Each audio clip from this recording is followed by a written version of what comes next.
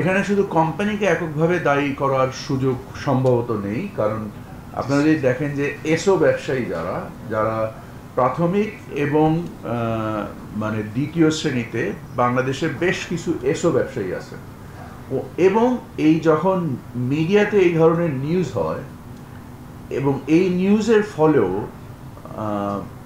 খুচরা পর্যায়ে এবং যারা ডিলার্স আছেন এনারা সবাই এক ধরনের মজুদে অনুপ্রাণিত হন।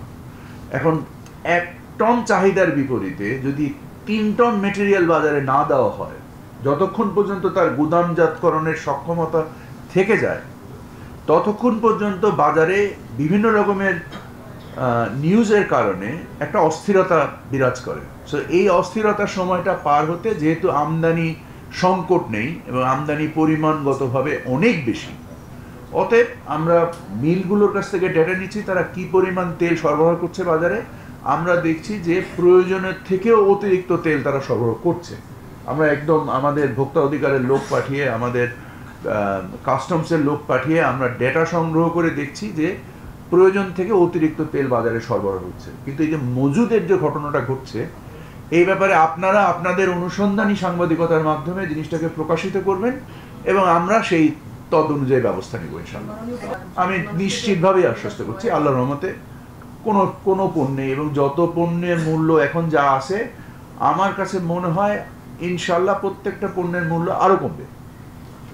মানে আপনি যদি রোজার পণ্য যেগুলো ছোলা বলেন, খেজুর বলেন, এই ধরনের যত বা চিনি বলেন, এই ধরনের পণ্য মূল্য আমি অস্থিতিশীল হওয়ার সুযোগ। লেবু আর বেগুন কিন্তু রোজার প্রোডাক্ট না, মানে আসলে নিউজ হবে লেবু আর বেগুন। লেবু সম্বন্ধে আমি ঠিক বলতে পারবো না, বাট ওটা সম্বন্ধে আমার খবর নাই, ভালো বলতে পারবে।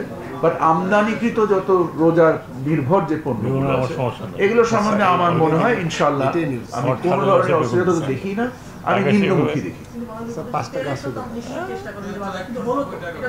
ওই যে আমি বললাম যে কিছু সংবাদ এমন ভাবে প্রকাশিত হয় যে বাজারে অস্থিরতা তৈরি হয়, এই অস্থিরতা ঠিক কিছুটা প্যানিক বাইং, কিছুটা মজুদ খুচরা পর্যায়ে, কিছুটা ডিলার পর্যায়ে মজুদ।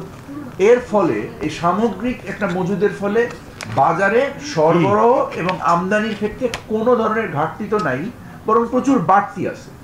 আমরা এই জিনিসটা রিপোর্টেড হয়েছি, আমরা তদ অনুযায়ী ব্যবস্থা নিয়েছি। আমরা প্রতিষ্ঠানগুলোতে অলরেডি আমাদের লোক পাঠিয়েছি এবং কিছু জায়গায় আমরা স্বীকৃতি, কিছু জায়গায় অস্বীকৃতি, আমরা দুটোই দিয়েছি।